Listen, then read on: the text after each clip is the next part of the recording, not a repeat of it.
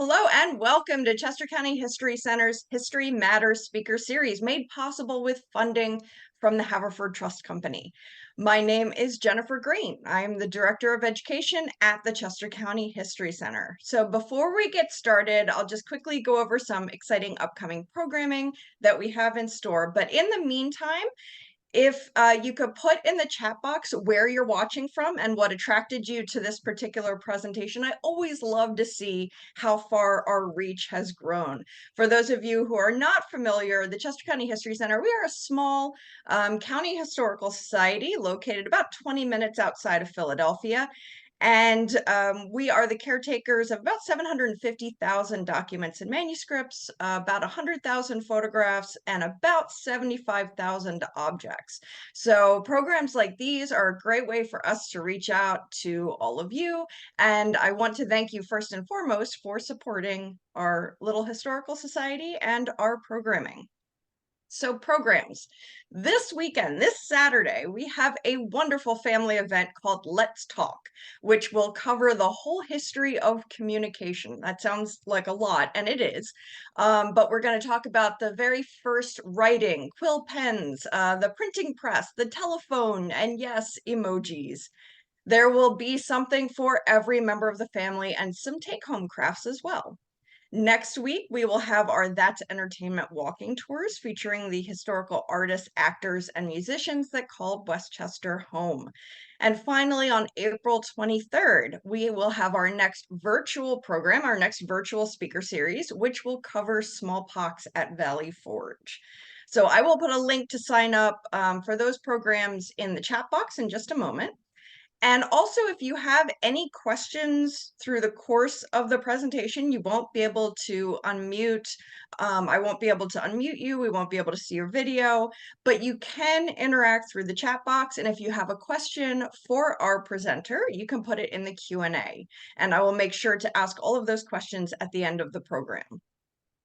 And finally, if you enjoy our programs, please consider becoming a member of the Chester County History Center. Membership means more than just financial support. A strong membership base shows foundations and granting agencies that our community believes in us and our mission. Contrary to popular belief, we are not a government entity. We are a private nonprofit. So whatever support you can give us, whether it's financial, a positive Google review would be great. So I'm just going to check the positive Google reviews are really like good hard currency these days. All right, I see everybody in the chat box. That's wonderful. We got a lot of Pennsylvania, Indiana, Texas State University. So Dr. Duffy, I don't know if that's a competition for you. Florida, Charlotte, North Carolina. This is wonderful. Wonderful to see everybody in here. Pasadena, Maryland. Fantastic. Keep it. Oh, we have a fourth great grandson of Esther Reed.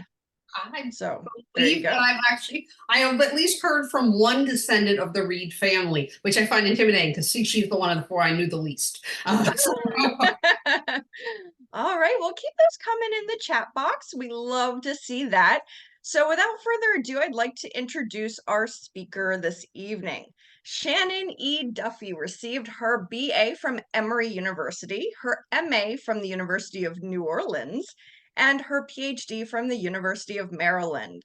She is currently a senior lecturer in early American history at Texas State University and writes on issues of personal and community identity formation in the Revolutionary and early national period. She teaches graduate and undergraduate courses on colonial, revolutionary, and early national American history, as well as early American constitutional and legal history. Her upcoming manuscript, which we're very excited about, called Defiantly Neutral, The Deep Roots of Quaker Pacifism in Pennsylvania, investigates the experiences of Quakers in 18th century Pennsylvania. So thank you, Dr. Duffy, for joining us this evening. Well, thank you so much for having me. I really appreciate it. Thank you for inviting me. All right, so let us get this show on the road. Always, this is just like 3 years of Zoom U, and I still do that. All right, so first thing I wanted to address is sort of how I started with this project, sort of what it grew out of. And so I figured two ways of doing this, sort of why Pennsylvania and then why women. So this actually initially, as I said, I've been working for a while now on 18th century Pennsylvania Quakers. Of course, one of the big questions about the Quaker community is whether at the time of the revolution, are they really loyalists or is this coming out of religion? And it often tends to be kind of as a binary. So that's sort of how I'd gotten into it. But then as I really investigated this community, I really started falling in love with these women. And this sort of actually also relates to a second project of mine, since I teach very large freshman classes. And, academics, as we talk to each other about the revolution, we understand it's very nuanced. There's a wide variety of opinions. When you get in front of a freshman class, the revolution still tends to be kind of a battle of good and evil, and the oppressive British tyranny, and also the usual suspects like John Adams, Abigail Adams, Ben Franklin, Thomas Jefferson. So what I really wanted to do was to bring some of the stories of just ordinary Americans to my students and really introduce them and be able to sort of see the kind of range of opinions that existed during the revolution. Philadelphia is a great place to do this because it has such an interesting and a unique place. Of course, this is the de facto capital, so it's a really important place, and yet it is a really reluctant participant in the revolution. One correspondent, John Adams, talked about the city as a damned, if I can remember quite, damned quaking nag that has to be dragged like a mule, kicking and screaming into the revolution. The Mid-Atlantic generally was far less enthusiastic about the revolutionary crisis and then the war than either the New Englanders or the Virginians. One big factor, of course, in this is that about 1/7 of the population is Quaker. And it is really difficult to parse out, are their views coming out of their pacifism? Or, is it, in other words, are they just sort of politically conservative and they're using their religion as an excuse, which is what their opponents tended to argue, and a lot of historians still tend to?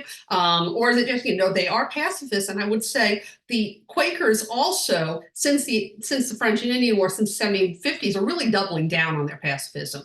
So they've gotten more pacifist. One of the charges often brought against them is, well, you used to do stuff back in the day. You used to pay taxes in lieu of serving in the militia. And it's like, well, no, their discipline is getting, they're taking a firmer stance on this.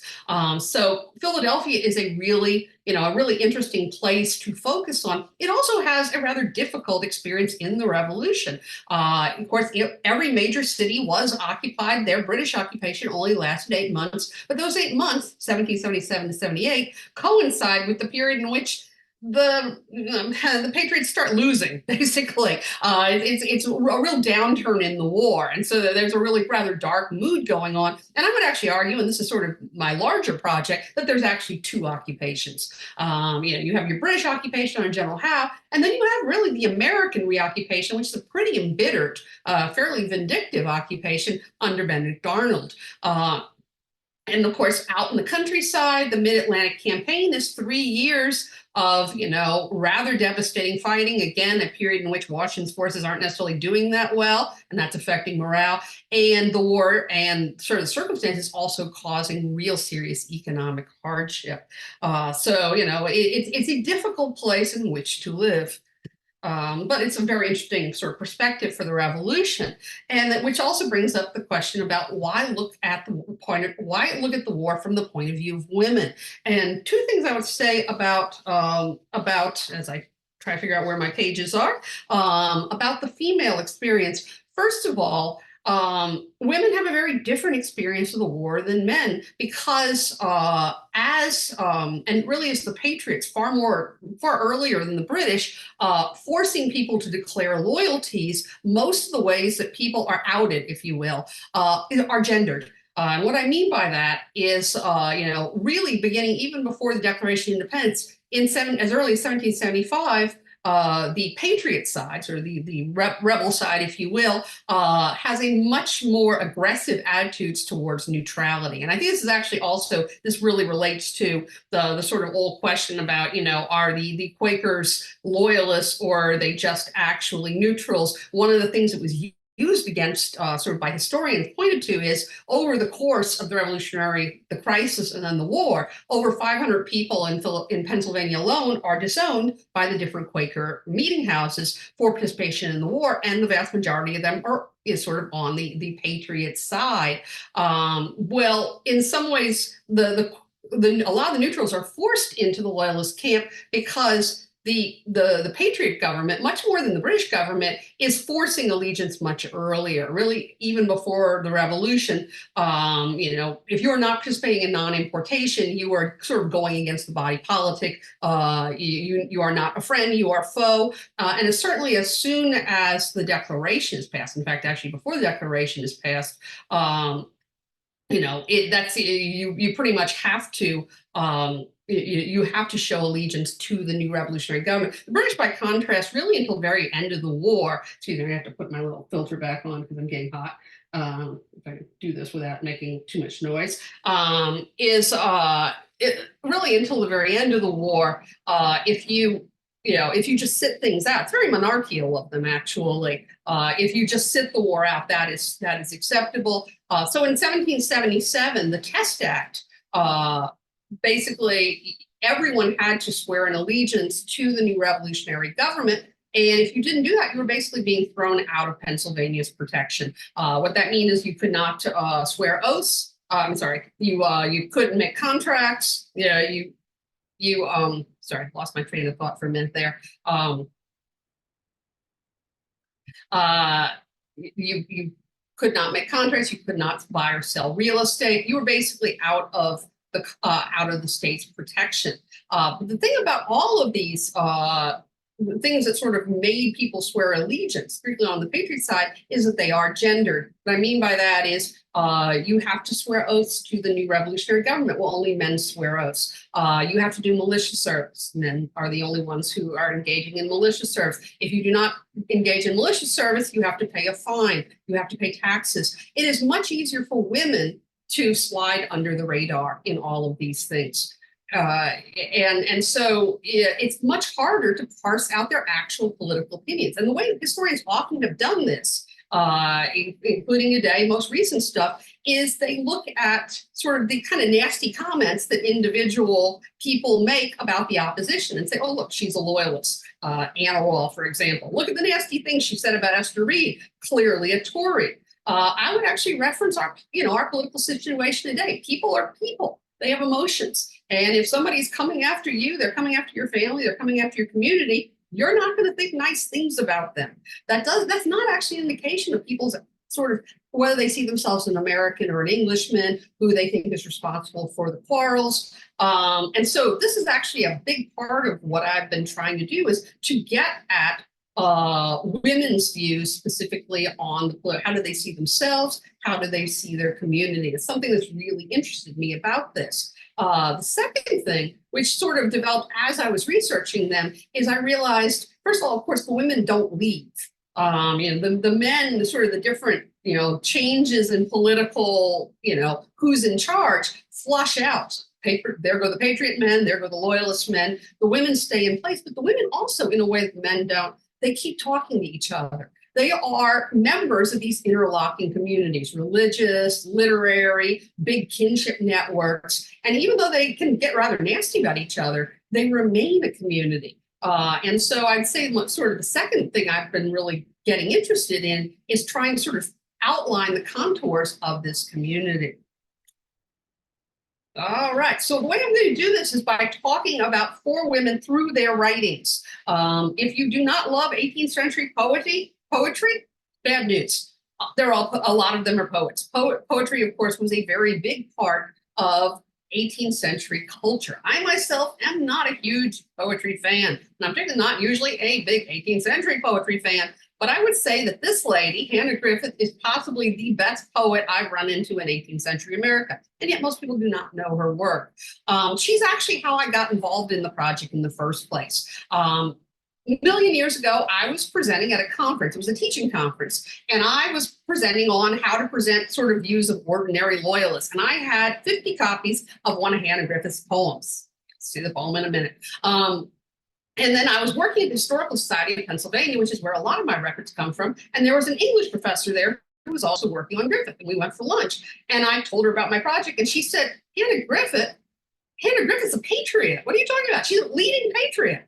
That is panic right there. I was on the program. I was presenting in 2 days. I had 50 copies of this thing. And I went on a 3-day research binge on Hannah Griffith, who I didn't at that point know that much about. This, in some ways, really, this is the person who really got me interested, not so much in the Quakers or in revolutionary Philadelphia, but specifically in the women of revolutionary Philadelphia, because trying to parse out her very nuanced political opinions mostly through her poetry, it was just really, and I still find it really fascinating. So first of all, to talk a little bit about you, as you see, that we don't have a picture.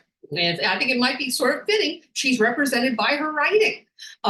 She, at the time the revolution starts, is about a middle-aged woman. She is a self-described spinster. And that is the word she uses for herself. She is Quaker. So the first thing to note about her is 2 things I would say really define her. One is she is a devout Quaker. She's an extremely religious woman.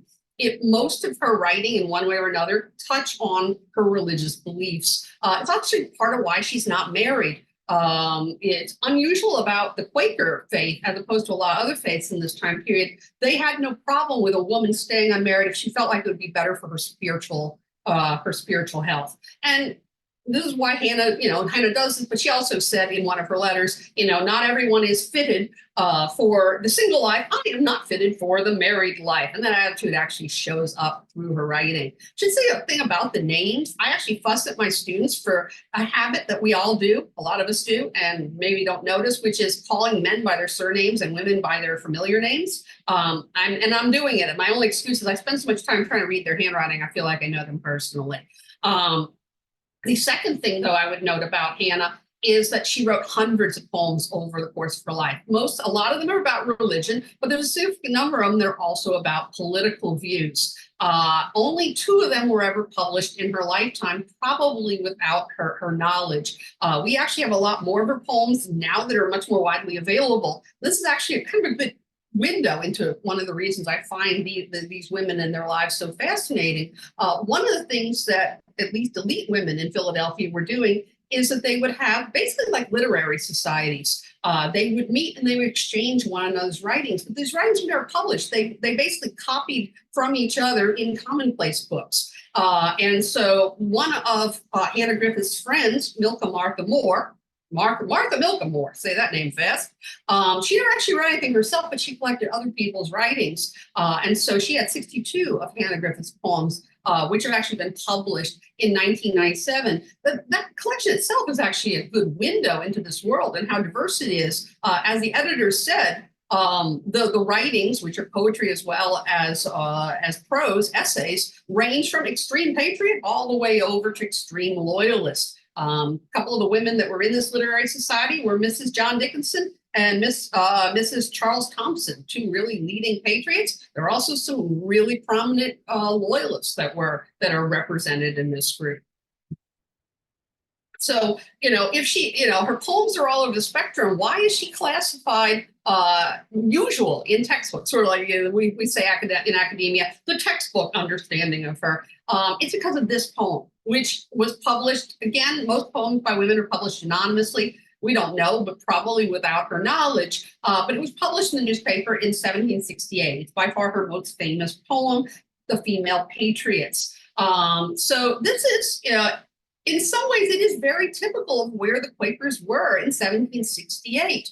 One thing I would note about Philadelphia, Pennsylvania generally, at the beginning of the Revolutionary Crisis, a lot of people who would eventually end up neutral, or even some people end up loyalists, were still opposed to the taxation and were not necessarily opposed to non-importation, sort of the initial means of resisting against the British.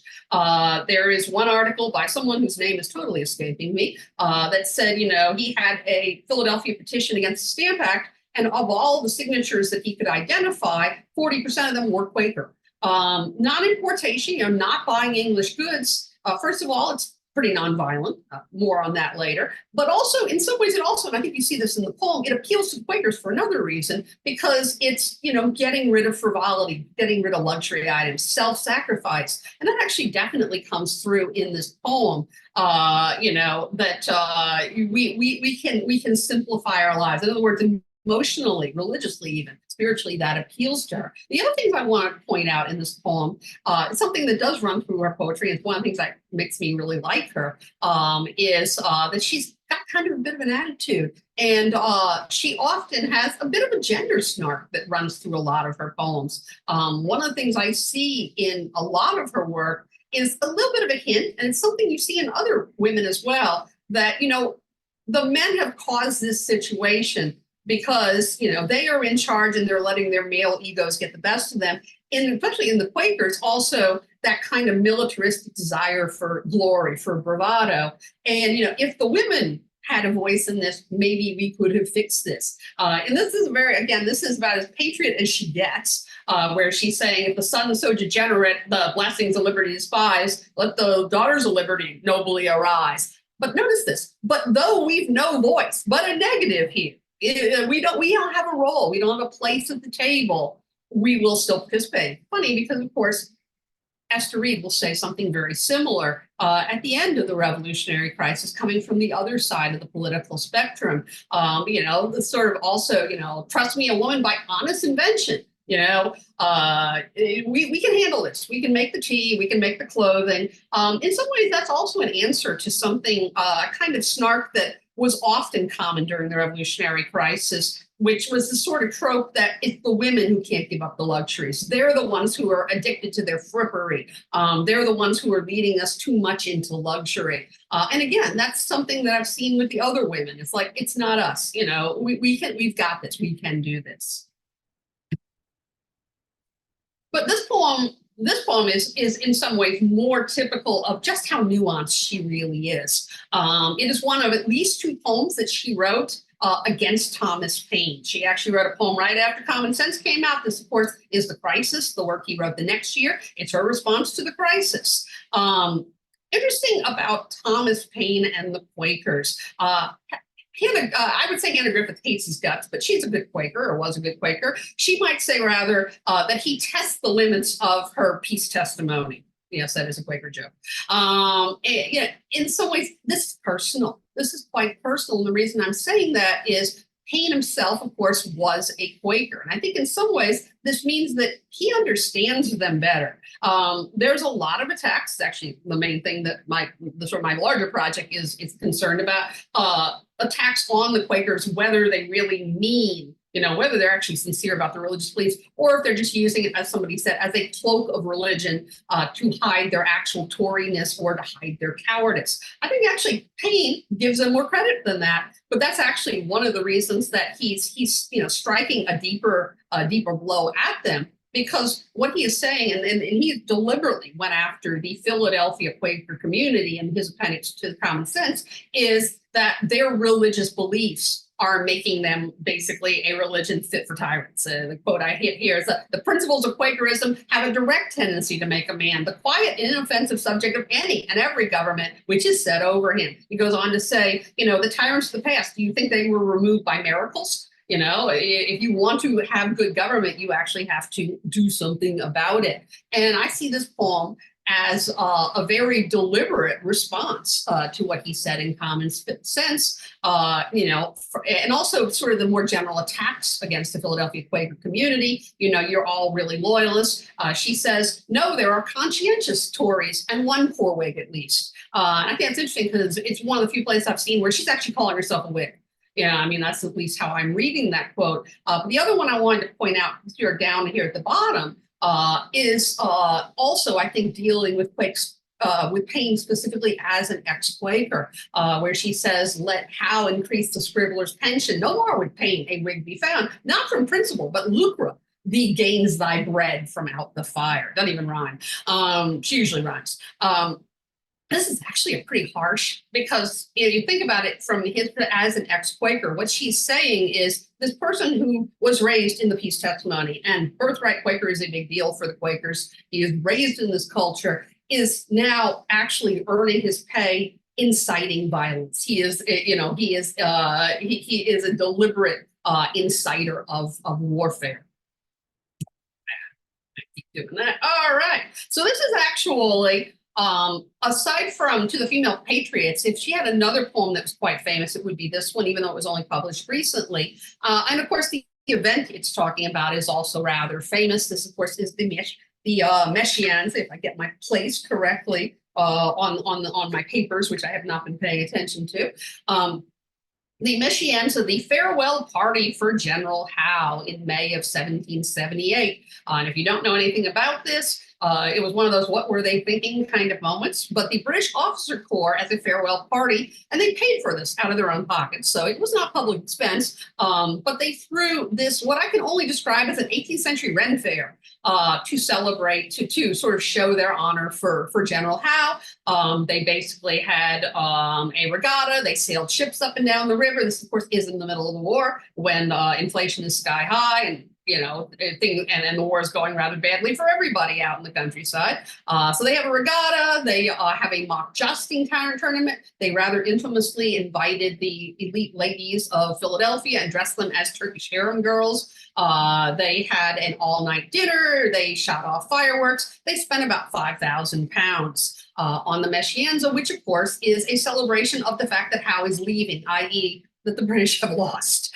When people usually interpret this poem, a couple of things. One, anybody who's even remotely cheering for the British is kind of disgusted. And that is actually, that shows up in other women. Why are you celebrating a defeat, guys? And the second thing is, as a Quaker, that she is going to find this rather decadent and rather disgusting. And she did. I think that is absolutely true. But the other thing I want to point out is, and again, this is something I see somewhat of a through line in her poetry, and I also have seen it in other places, but I think it's also very specifically, it's female and it is Quaker, which is this poem, if you look at it, has a very strong sense of, masculine bravado is what has caused this. Triumphal arches raised in blunders, Don Quixote's made of wonders. The sound of victory complete, loudly echoed from defeat. The fair of vanity profound, madman's dance to lovers round. I read this very much as a female Quaker response to sort of the empty, the empty grandeur that is warfare. And this is the last of her poems that I wanted to talk about. The last of her poems. It's actually kind of difficult to pick poems to talk about Hannah because there's such a range in her poetry. But this is a post-war poem. She actually wrote several poems on the 4th of July. And none of them are yippee 4th of July. But I thought this one was the most poignant. The 4th of July over the glorious, and that is sarcastic. The glorious 4th of July over again. Glorious 4th again appears. Where are all the mighty gains we see with their boasted liberty is only change of masters. A change of one, a distance far, for those all absolute and near. And basically she goes on, it's sort of, the point of this poem is, what exactly did you accomplish? Philadelphia in this time period is still experiencing a lot of political turmoil. They're still struggling in their post-war period. And this is something that comes up again and again in her poetry, the cost of the war. She actually has a bunch of poems that are sort of not celebrating, but honoring different people who have been victimized by the war. She has a range of friends and acquaintances. She had someone on the Patriot side who lost a son. And so she wrote a mourning poem for the son, who is a Patriot soldier who fell. She also has a poem for a little old lady who she heard about who died of a heart attack during a bombardment. This is sort of, all these people are the victims of war. And I think the point here is, at the end of the war, what exactly was all of this worth? The war for her is a tragedy. All right. So moving from someone who is a middling Quaker and possible neutral to somebody who initially was at the very highest rank of Philadelphia society, and I think of all the four of them is the most absolute overt patriot.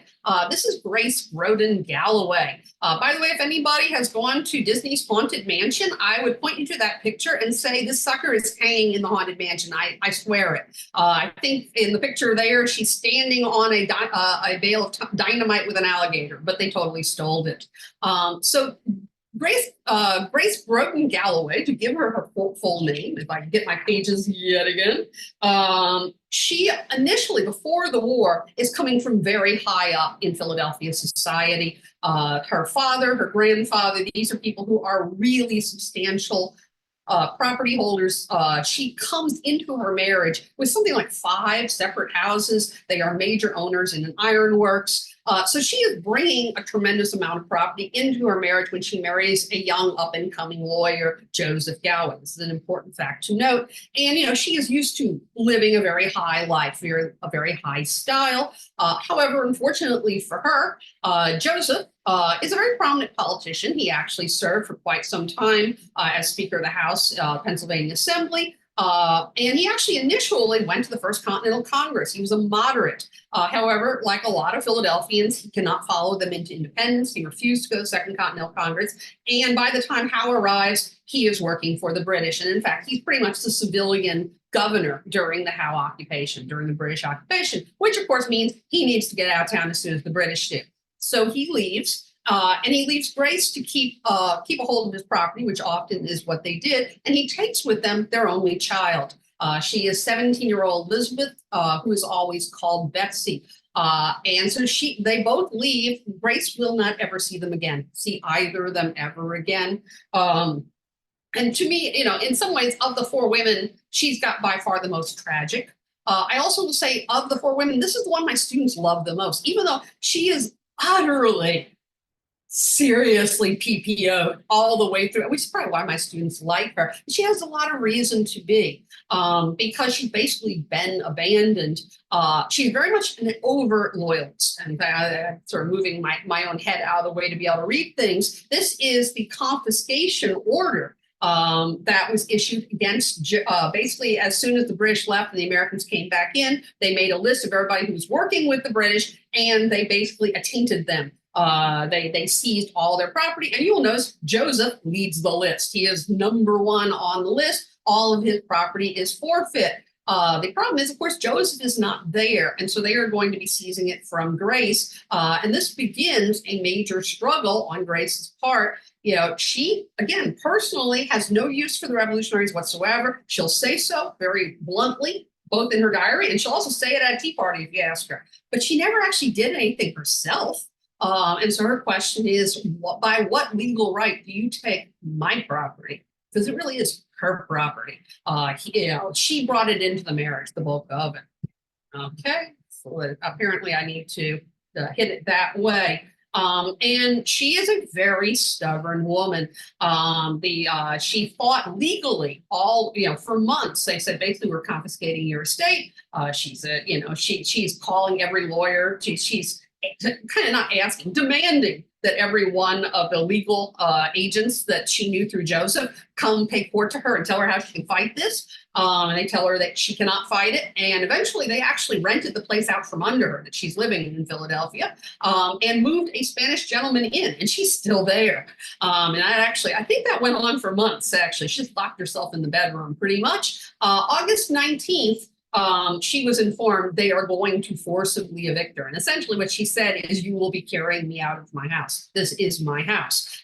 So this date in her diary is the day that they moved her. So I forgot to say a little something about the sources, what we have for Grace. As I said, after her daughter left, she will never see her daughter again. Her daughter is really the person that she is doing everything for, that she's holding the property for. And that is who she's addressing her diary to. She kept a diary from 1777 to 1778. This is actually a way a lot of the families tried to keep in touch with each other. It's going to play a big role in the Rawle and the Shoemaker family, which are coming up next. Basically you would keep a diary sometimes for months, and then you would mail it to your relative and they would mail yours. And it's a way of keeping in touch. It's also great for historians because we have these sources. I have a hand raised. Did I stop? No, because if there's a question, they can put it in the chat box or Okay. in the Q&A. I was worried you couldn't hear or there was some kind of a sound Nope, problem. I'm here. Oh, all right, good. I just wanted to check as I'm blathering on. All right. So getting back to Grace, what she is dealing with here is a law called coverture. So coverture in 18th century law, whatever property a woman brings into the marriage becomes her husband's at the marriage. And he can alienate it, he can sell it. This is what the Pennsylvania government has said, and I'm still getting hands. So I'm not sure if there's like questions or something. So if just for everyone in the meeting here, if you have a question, please put it in the Q&A or in the chat. I don't have the ability to unmute you, so there's no other way for you to ask your question, unfortunately. So if you have your hand raised, I apologize, but hopefully we can see what your question is in the chat. I just want to make sure that not any technical difficulties or anything. Nope, I will unmute myself and make myself very loudly heard. Very loud and very clear. Okay, so anyway, getting back to coverture, basically what they're telling Grace is there is nothing that she can do, even though the bulk of this property was brought by her from her father into the marriage. It's now Joseph's, and so it has been seized from Joseph, and she might have a chance of getting it back if she outlives Joseph. This is sort of where she is standing in the situation. And her response to this is, you're basically going to have to drag me, chair and all, out of my house. She didn't actually go quite that far, but she did, in fact, August 20th, barricade herself into the house. They had to break down the kitchen door, to get to her. And she did actually make Charles Willson Peale grab her by her arm and pull her out of the house. And like she says, she basically said, pray take notice. By this point, I imagine there was a crowd watching the fun. Pray take notice. I do not leave my house of my own accord. Now, the Pennsylvania government, this is of course under new management, did tell her, you are entitled to a dower right.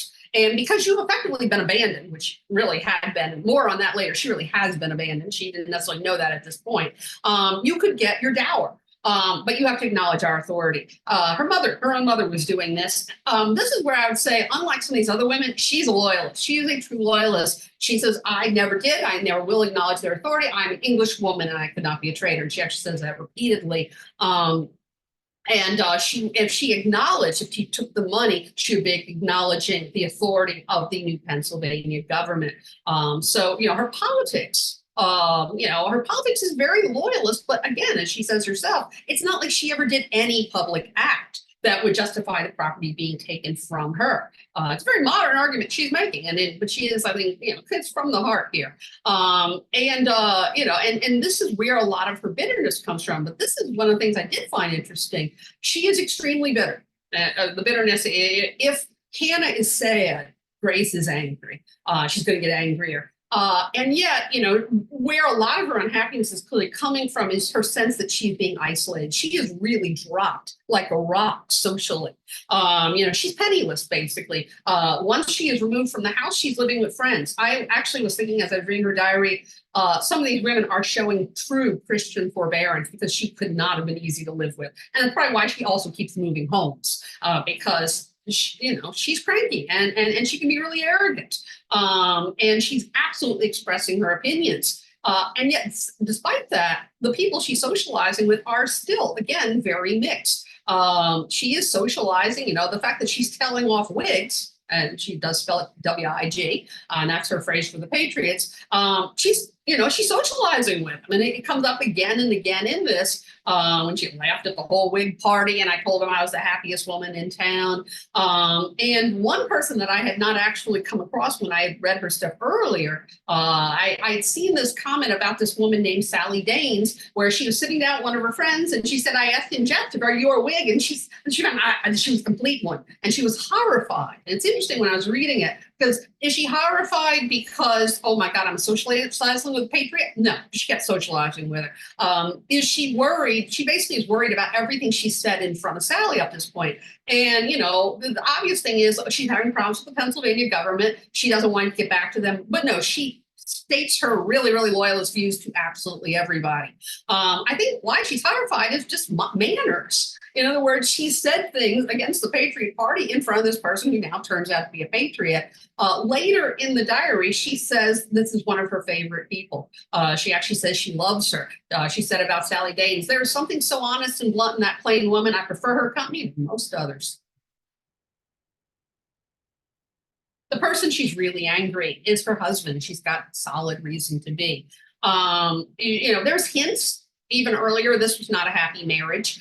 She wrote a poem before all this started where she basically said that she was not happy with him. And she has this comment where she says, the liberty of doing as I please makes even poverty more agreeable than any time I spent since I was married. But the turning point, which comes about midway through the diary, is when she finds out he's alienated her property himself, not just by being attainted as loyalist. He was doing that long before the revolution. What he had basically done, a series of financial transactions, some are older and some are right before he left.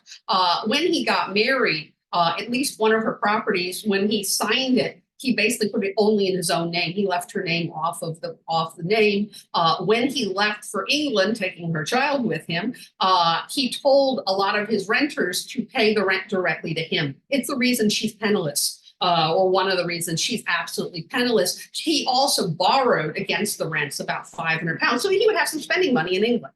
And so, this is what she's saying. This unhappy man has ruined himself. She's also angry at he did this to himself and in her view, and again, I think that's a little bit of that male ego, by insisting on being such a big wig, and he always has to be sort of the star. By being such a big wig, he got himself banished. He got himself in this situation, and he dragged her and his daughter with him. It's very clear, at least midway through the diary, the only reason she's doing any of this is Betsy. It's not about her. It's certainly not about him. She is fighting for the property to fight for her daughter's inheritance. And one quote I found that was really interesting. She's, as I said, really bitter about a lot of people, about the Patriots, about the town, and particularly about Howe and the British Army. And at one point she says all of this stuff that happened with Joseph, finding out that he's basically alienated her property.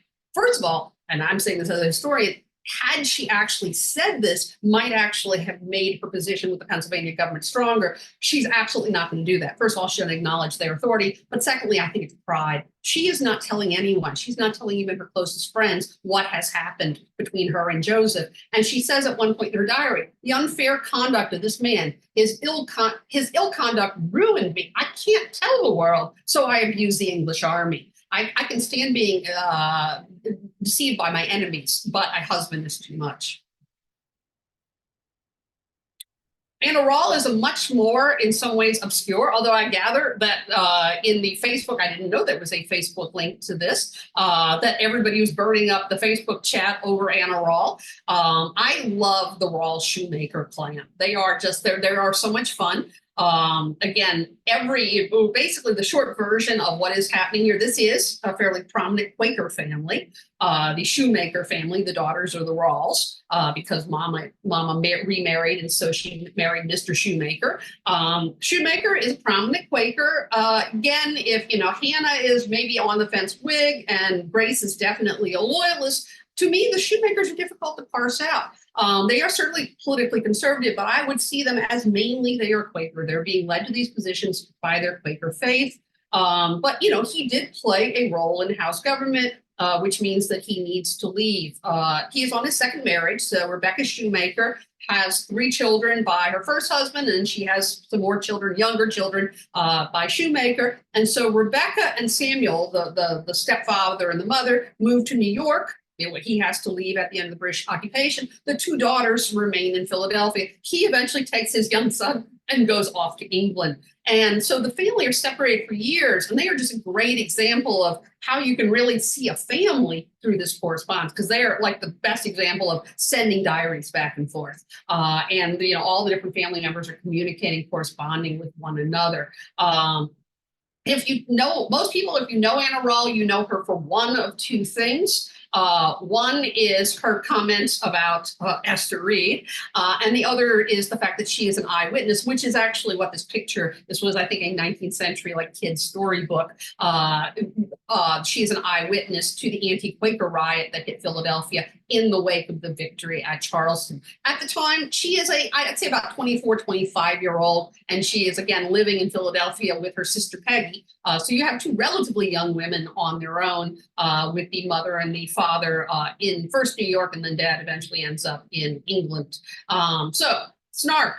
And I've seen some stuff that really sort of is very not ugly, but like rather hostile to Rawle about what she has to say about Deborah Reed. I don't mean to sort of, don't want this to be entirely the defense of the Quakers and the Loyalists, but you can kind of tell where my historical background comes from. But this is a kind of probably one of the most famous things that Rawle ever wrote. Of all the absurdities, ladies going about for money exceeded everything. They were so extremely importunate, say that word, that people were obligated to give them something to get rid of them. I fancy they raised a considerable sum by this extorted contribution. What I would say here, again, I sort of hinted at this earlier, but keep in mind, Philadelphia in this time period is about 30,000 people. The elites, and these are all elite women, that's unfortunately who left us the records for the most part. These people all know one another really well. This is personal for them. It's not just political. At the time that Rawle is looking at Esther Reed is riding around in a carriage that used to belong to the Shoemaker family. And, she can ride that carriage to Grace Galloway's former house. And then later, she will be able to ride it to the summer house of the Shoemaker family. So the Reeds have taken over her property, her family's property. That would aggravate anyone, I would think. The thing that Esther Reed's biographer really blamed Rawle for is that she delighted in when Esther Reed died suddenly of dysentery. Rawle said something along the lines of, she must have been eating too many of our peaches. Again, it's human nature. I understand it. The other thing, though, I would point out is that Anna Rawle's kind of got a point. And I will talk about Esther Reed next and try to give her due here. But there is a certain power imbalance in what's going on with the Philadelphia Ladies Association. These are 37 very high-ranking to about upper-middle-class women. By their own accounts, they visited over half of the women of Philadelphia, and they're very proud of the fact that they visited everybody equally, and they took money, as they said, we take money from the lowest with the same glee as, if somebody gives us 50 pounds. But if you look at it from the point of view of the people whose doors they're knocking on, if you're in your hovel and you open the door to some very socially prominent women, there is a certain amount of pressure. What Rawle's also pointing out here is that there is a gender pressure that's being put on. Like Bob Walton declares he was never so teased in his life. The fact that he's the women is, it's an element of shaming that Rawle really does not. I don't think it's quite as simple as she doesn't think ladies should do this. I actually think she recognizes what the ladies are doing. That on the one hand, it is actually it's quite ingenious of Reed. It's a way of, getting money the men could not. But Reed is also using, to a certain extent, her gender power. And she's definitely using her class power to pull $300,000. Nobody earns that kind of money out of this particular endeavor. So the last thing I would talk about with regard to Anna Rawle is, and no, we don't have a picture. I searched of the Quaker riots. So I went with your standard picture of the Battle of Yorktown. Yorktown is pretty clear. Most people, including a lot of people who are cheering for the British, they know it's over after Yorktown. And so the night after the news of Yorktown reached Philadelphia, there were attacks on the Quakers. And this, again, is the other thing that Anna Rawle tends to, if she sort of included in things. This is the story that usually gets highlighted. The night that her house was attacked because it was not illuminated. This is in some ways, again, one of the things that has really brought me to be very interested in these stories these women have is, basically the revolution is unusual, or I guess it's the first of these kind of things that happen in early America, where it's increasingly impossible to be neutral. And now it's even impossible for people who are normally neutral, women, non-combatants, it's impossible for them to be neutral because of the way that resistance is being envisioned. I mean, start with non-importation. When non-importation, don't buy stuff from the British, turns into non-consumption, do not use anything you got from the British. Even if you bought it, 3 years ago, don't use it. You literally can see on the streets who supports the Patriot movement, who doesn't, because the Americans are terrible at making clothing. They make lousy fabric. And so you can actually tell on the streets, sort of like the masking, in our time period, people's politics, they're literally wearing their politics on their back. Illumination is an even bigger problem, especially for the pacifists, because essentially what illumination is, when you have a military victory, you're putting candles in your window to celebrate the victory. Even if it was victories the Quakers would be happy about, you're not supposed to celebrate military victories. And what is happening the night after Yorktown is the houses that don't have candles are being attacked. One thing I always tell my students when we talk about sort of violence in the revolution, and we say, well, it's not lethal. They don't know that. If a mob surrounds your house, keep in mind, at this point, the men are generally gone. They've had to leave. And so these are women and children. A mob surrounded the house, broke the windows. And then what actually is happening, the reason the house is illuminated is people who are more sympathetic to the Rawls and other Quakers are actually also breaking in, and they're putting candles in the window to make the mob move on, which is how the candles ended up in the window. And she says, this is the most alarming scene I ever remembered. And, the sufferings of those they pleased to style Tories would fill a volume. Great. There we go. That brings me to my one and only true patriot of the bunch. So I do have to sort of apologize to Mrs. Reed here. I'm just getting to know the Patriots. I really, most of my work has been with the Loyalists and the Quakers, so my sympathies probably still lean that way. But this is someone who really only had a relatively brief political career. One thing I find interesting is I've gotten to know her better through her writings is, in some ways, even though she's on the other side of the political spectrum, a lot of the same frustrations are popping up in her writing as well. So, Esther Reed was, Grace is fairly high up on the Loyalist side. Esther is like the new management, if you will, because she is married to basically what is the de facto governor of Pennsylvania. I can't think of the place's name, of Pennsylvania. And she'd actually been fairly high-born, and she seems like she had always been a fairly politically astute woman. There's some evidence, she was working behind the scenes throughout his whole political career, but she really only becomes overtly politically active in her own right in the last year of her life, 1780, when she conceives of this plan to have a large ladies' charitable organization gather up money. And it really does seem like it is her plan. It is in response to a disaster, which is the loss of Charleston. This is actually, if the Mid-Atlantic is the period at which, I have another hand, if the Mid-Atlantic is the period at which we almost lost, there is another really bad downturn at the very end with the Southern campaign. There's also, there's the Continental Army has really not been paid. There's 3 major mutinies in 1 year, basically between January and June. There's 3 major mutinies. And so this is a response, what can the women do about this? And so Esther Rawle conceives of this idea, and she also writes this pamphlet in support of it. Again, published anonymously, historians generally agree that it is her work. And so just to point out a few things about the sentiments of the American women, one thing I do find fascinating is at the same time she's using sort of what is clearly already exists, the trope of Republican motherhood, the trope of the wife and the mother. She's using it and she's pushing back against it at the same time. And like I said, this is something that to me really unites her with a lot of these women that I've been looking at earlier. It's like there are clear evidences of frustration, of, they are being affected by this, and yet they have no way, and they want to have a way to have an active role. And she said they aspire to render themselves really useful. But at the same time, she's also using that trope of Republican motherhood, playing into it.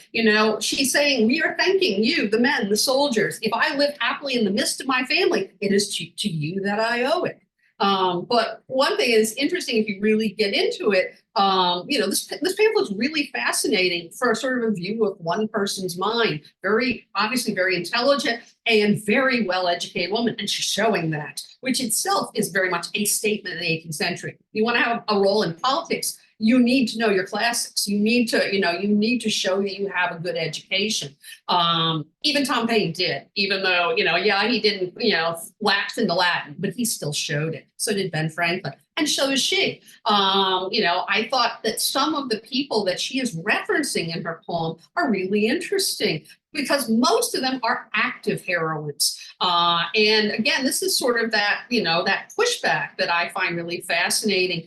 She does say, the weakness of our Constitution, but then she goes on to say, if opinion and manners did not forbid us to march to glory, then we should at least equal, but possibly surpass the men in our love for the public good. And then she goes on to sort of name drop biblical heroines, but these are not passive people. They're cut off heads kind of heroines. And one that I found particularly interesting, and of course, this is why the artwork that I went and found is because I study Roman history, and I've never heard of Volumnia. Okay, who's Volumnia? Well, it's because I don't know my Shakespeare that well. And obviously Esther Reed did, because this is Coriolanus, which I have not read and cannot even say. But it's a famous story, or it became, because of Shakespeare, a famous story in Roman history.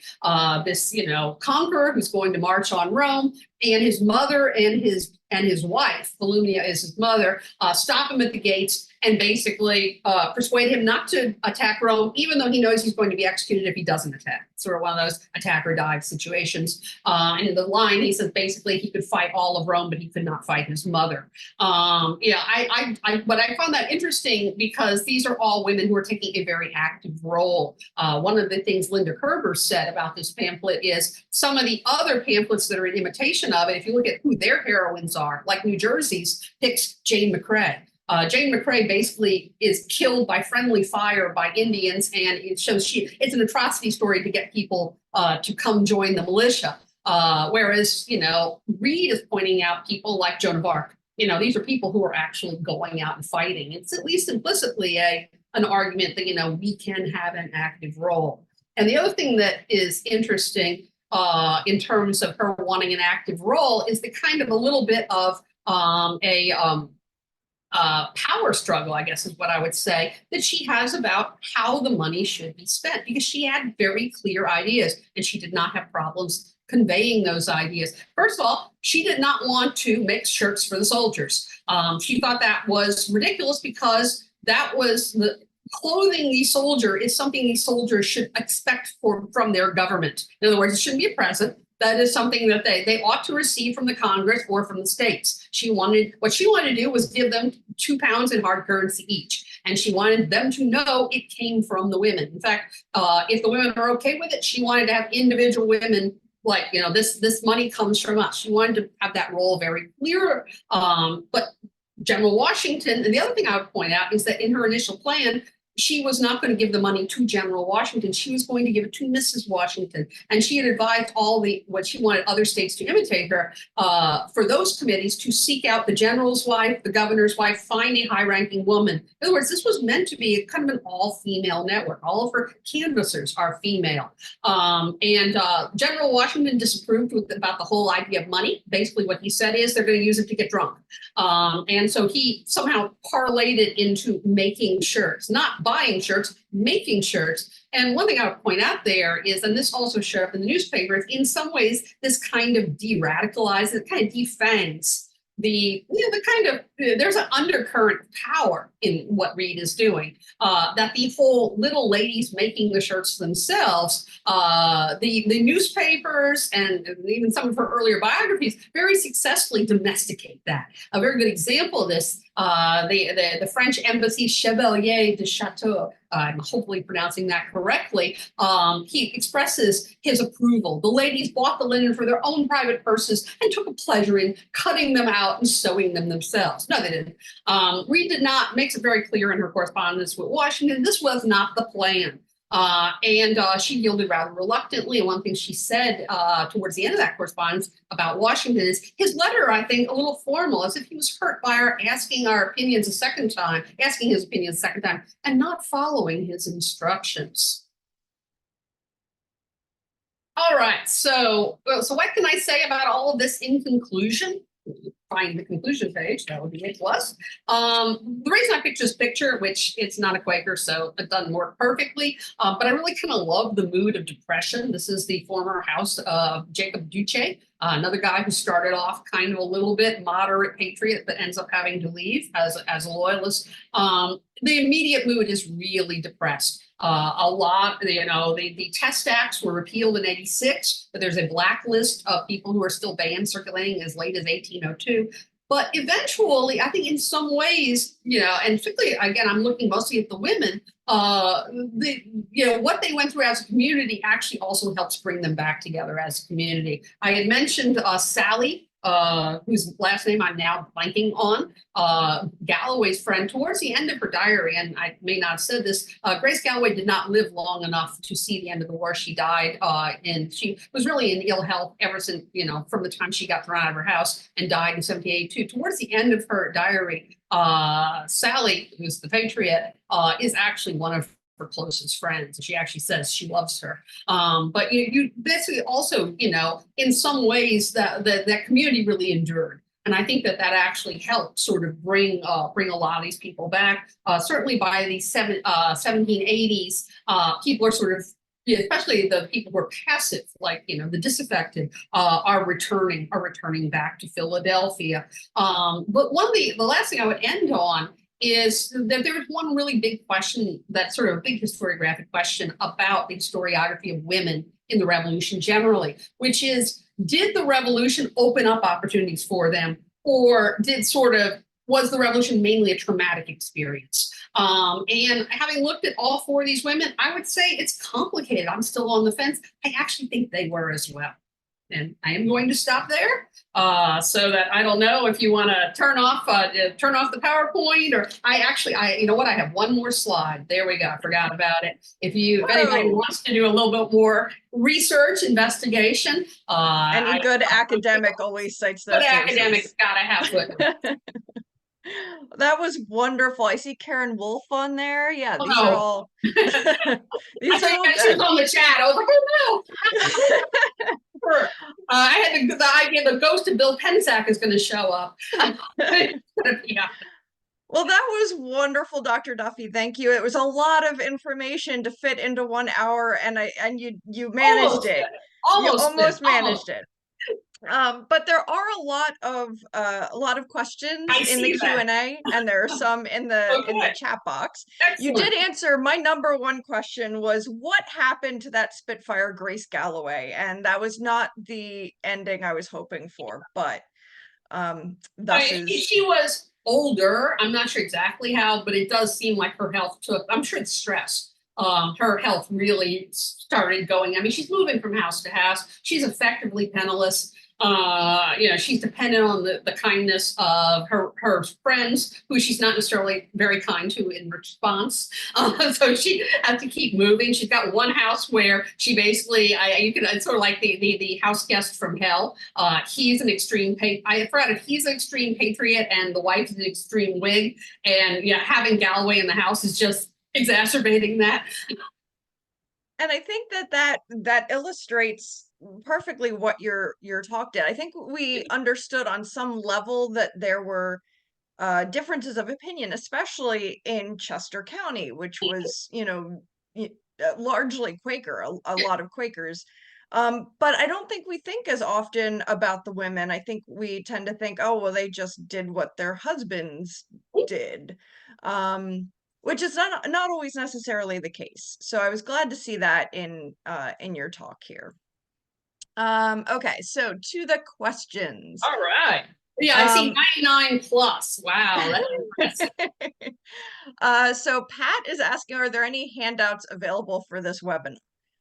I don't have any. But Dr. Duffy, if you want to supply me with some, I can email them out to everyone.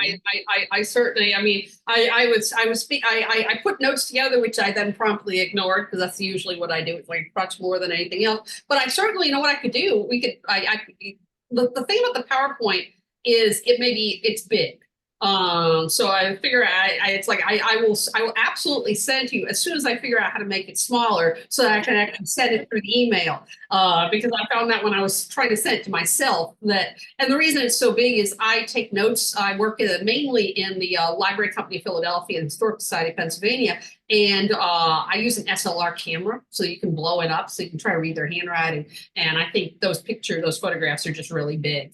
And so when I tried to, it's like 87, it's 86, whatever. And so if I can make it smaller, I'll ask my IT guy, I can send that to you and then you can use that as a handout. And then the other thing related is if, and this might be somewhat easier if you could provide the list of, for further reading. Mm-hmm. So that people could, yeah. So that I might be able to get from you. And yeah, that's easy. But yeah, I certainly could make, and of course this thing's going to be up for 7 days. So you know, if somebody wants to just, I'm trying to think, is there a way if we can get it up on your website, then they can print it from your website. But in the meantime, I can certainly send you the further research thing for further reading. Okay. And then Robert asked, did Quakers marry people of another faith? If so, are there any stories about one who is a Quaker and another who is a loyalist? You should ask that because I said they were tightening up their discipline. And, you know, I think this is part of why people are saying they're hypocrites is because they're doing stuff like, you know, they're refusing to do things that they did in the past. But it's a part in the 1770s of a tightening up of discipline. This is the point at which they stop holding slaves. They're battening down the hatches on that. They're also, you're not supposed to marry cousins and you're not supposed to marry non-Quakers. And people had married. I mean, I'm trying to think, I think the Dickinson family is a mixed one. They're basically what needs to happen is the other person needs to convert to Quakerism. Or else, you know, the Quaker gets disowned from the meeting. And so that is happening.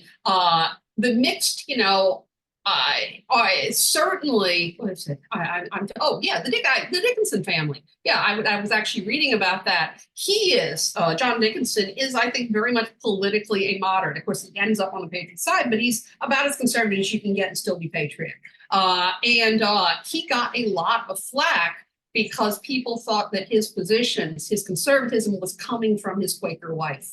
And I think it was actually coming from his own political position, but apparently his political opponents, the reason that he is so conservative is because she's pushing him in this. We can't have that. Robert asked, and here's your opportunity to talk about espionage. Robert asked, Joseph Galloway was a spy for the British. Was Grace aware of and or complicit in his spy activities? She really is alienated from him. I think she is very unaware of a lot of the stuff that he's doing, is my impression. I have to admit, it was the slide I cut. It was not about Grace. It was actually about the Shoemaker Rawle clan, because that's the reason I have the question mark. I am not in a position to talk about like the formal espionage, which of course does exist on both sides. But what I'm seeing in my research is something slightly different. I don't think that they would classify it as espionage. It's just, this is a very porous world and women move through the lines in a way that men cannot. And so I can chart just from their tea parties that there are information lines that run straight from during the British occupation, straight from General Howe's office all the way to General Washington's tent. Such and such has tea with, the general, and then they have tea with this person, and then they have tea, and then they're in the tent with General and Mrs. Washington. And so, clearly the lines of communication because of all these interlocking. But with regard to the Shoemaker Rawle clan, they're up to something. That's the best thing I can say is they're up to something. And they know they're up to something. They are using almost codes in some of their letters. Definitely people are watching. That's actually one of the reasons Galloway, Grace, cannot get stuff out to her daughter, because the suspicion on Joseph is so high, more so than it is on some of the Quakers like the shoemakers. She just can't get messages out. She can't message from him. So, they're really limited in their communication. The shoemakers, especially the daughters, are sort of, able to slide things under the wire, although their stuff is getting stopped. But there are like hints in their correspondence where they are deliberately gathering information. And especially when the father is over in England, he's got the ear of some of the people in the British military, the British civilian government, and he's using his daughters as information gatherers. Would they think of themselves as agents of espionage? I think, they're trying to find out information for their father, he asked. But it is a good example of that, an awful lot of information is moving through women because women can move in a way that men cannot. Linda asked, and I think you did cover this, but at the end of the slide, what did the Ladies Association actually collect money for? Oh, okay. So they collected 300,000. They went door to door. The original plan that Esther Reed had come up with was she wanted to give, I think it's like either 2 or 3 like pounds. I already basically, but she wanted hard currency in the pockets of every soldier. The goal here is they're miserable, and they're miserable because they haven't been paid. But she wanted it to be very clear that it's a gift. That, like the women are doing something special for them. That she doesn't want to be folded into sort of general Pennsylvania money, because basically the Continental Army should be supplying the soldiers with their own shirts. That's not prize. That's not Christmas present. That's something they should be entitled to. She is not a fan of the whole make them shirts. That is something that is basically kind of imposed upon them. The reason that Washington gives is that, which is kind of interesting, is 2 things. One is they'll get drunk. If you give them money, they're going to get, and the second is that they're not being paid in hard money, and you do not want to give them hard money once it's only going to reinforce that they're generally being paid in worthless paper money. It would actually make the situation worse. But it does seem to be him who comes up with this idea of, don't, because, and of course, another thing they could do is simply buy the shirts. Although there are some practical reasons not to do that. But there is a huge amount of symbolism in them making the shirts themselves, which is kind of what they get sort of cornered into. And then, it's not just the Chevalier guy, it's all the newspapers then can very much, it's very flattering for the time, but it's also very gender normative. This kind of, the Republican motherhood, here they are with their own little hands. Actually, one of the things that I didn't have the full quote, the Chevalier says, and I'm probably mispronouncing his name, basically, they're not engaged in making their usual fripperies and frivolities. They're not doing embroidery. No, they're making basic linen shirts for the soldiers with their own little hands. And like at the same time, yes, it's meant to be praiseworthy, but it's also kind of into the box you go. Yeah. Ruth said, of course, Esther is it DeBear?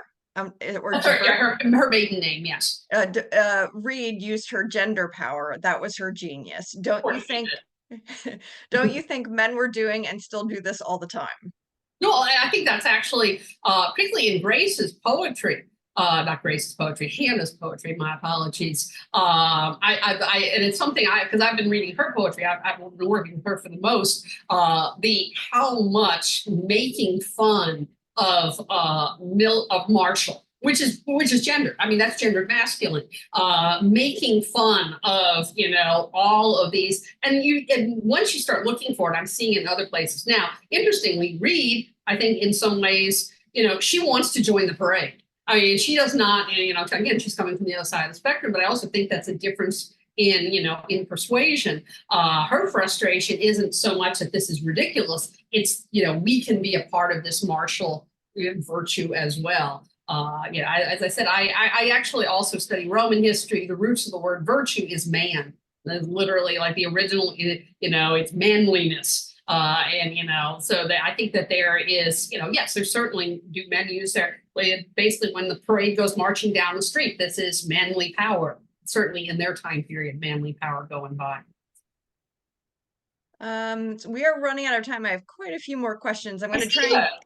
I'm gonna try and get to as many as I can. I have I've got nowhere else to be, so I will want to hang. Well, you're 1 hour behind us, so you're not. Yes, yeah, it's 7:15 where I am. Um, Brad is asking, would say Anna Rawle be a loyalist, and also did she ever see her family after her father and son? Yeah, the shoemakers reunite. Okay. Yeah, they are a very good example of people who can sort of, they're testing the water. And it's funny, the last time I was at the HSP, I was mainly working with Rebecca's letters, and it's like 86, and he's still over there, and they're so like, I keep asking, I think it's okay for you to come back. I think it's okay for you to come back. There's clear real fear. But yeah, the shoemakers do eventually reunite. Betsy, by the way, Betsy Galloway does not come back. I forgot to say the this. Daughter. The daughter. Yep. She eventually, her lawyers are at least partially successful. And this is exactly what the Pennsylvania state government said would happen. They said, you're not going to get the property back until Joseph dies. Well, Joseph died after Grace. Significantly after, I think it's something like 1803. After Joseph dies, Betsy is now living, she's a grown woman living in England. Betsy's lawyers sued for Joseph's property. And they eventually got at least some of it back, but she didn't live very long. I think she died in like 1815, but she never came back. But yeah, the Rawle shoemaker clan does come back. Answer, most historians do classify the shoemakers and the Rawles on the loyalist side. A phrase that I really like, and I use it a lot myself, is a new book by Aaron Sullivan called The Disaffected. And he points out that one of the leading terms at the time was disaffected. So it's not loyalty to the king, and that's absolutely it is. They are really trying to stay out of this. He actually estimates that about half of Pennsylvania is probably disaffected in one way or another, either true neutral or kind of. Yeah, they'd be happier if the British won, but they're really trying to stay out of it. The reason the shoemakers and the Rawles are usually classified as loyalists is sort of what I hinted at in the presentation is, especially with women, what people go looking for is negative comments about the Patriot leadership, negative comments about American government as indications of Toryism. And my point is, people are human beings, and we have bias. They have bias confirmation just like we do. If somebody takes your house, you're probably not going to say kind things about them. If they're riding around in your carriage, if they're the reason your stepfather and mom can't come home. So it is very, one of the things I've looked for is, are they calling themselves Americans? Are they calling themselves Englishmen? When they talk about how this whole thing started, who do they think is actually to blame? Valerie asked, have you looked into the lives of the wives of the Quaker men who were exiled to Virginia? Yes, the Westchester bunch. Yeah, Brinker. And so ultimately, what I am trying to do, this project is ultimately going to be, hopefully, a documents reader for classrooms. And I want to have between maybe 12 to 20 women sort of have like an introductory, it's one of those little books about 90 pages long that people use in classrooms, have like an introductory lecture that talks about, sort of synthesizes the new literature about, why study women, why study Quakers, talking about sort of the manuscript, Republican letters, sort of all the things that kind of filter into this, and then introduce all of these women.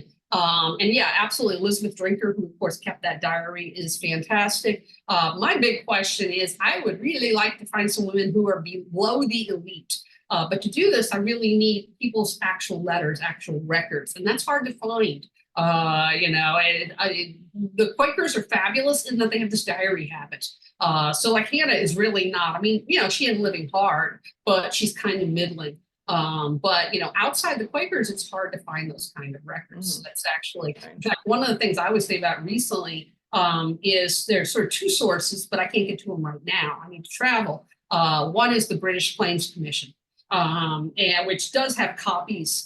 University of Delaware's got a copy. We don't have a copy. Texas doesn't. But they're talking about making it into a database. The 3,000 claims that the British heard. A lot of women's stories show up there. Of course, over on the Patriot side is people getting basically pensions so to get some of those stories as well. But that's one of the big struggles I'm having right now is to find, examples of women below the elite.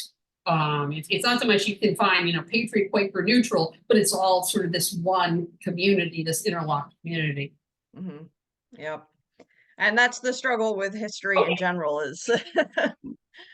I think that's a great place to leave it. For anyone who still has a question, Dr. Duffy, is there a way to reach out to you? Sure. I don't know. I don't know if I can put my email in the chat, or I can just tell you, however you think. Or you can send it to me and I can send it out when I Sure, send out the absolutely. recording. Yeah, So, absolutely. okay. I can do that. I'd be happy to answer any questions that anybody has. All right, wonderful. And we look forward to your book. We're very excited to hear about all of these amazing women.